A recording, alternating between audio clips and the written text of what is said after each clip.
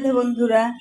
তো আমি দেখো চালতা চাটনি বানাবার জন্য চালতা কেটে থেতো করে নিয়েছি। তো এখন আমি চালতা চাটনিটা বানাবো, তোমরা দেখো।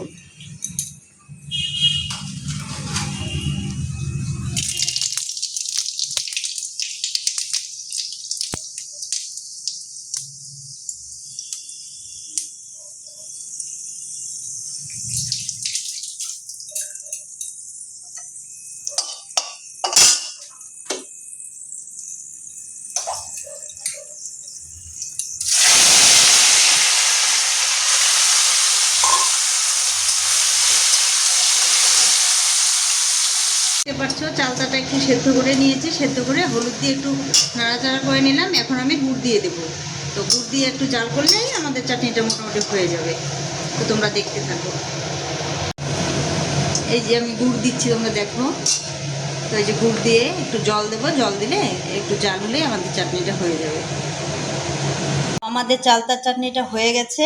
আজকে আমরা দুপুরবেলা খুব মজা করে খাবো সবাই, কারণ আমরা এই চাটনিটা খেতে সবাই খুব ভালোবাসি। তো আজকে এই পর্যন্তই থাক, টাটা।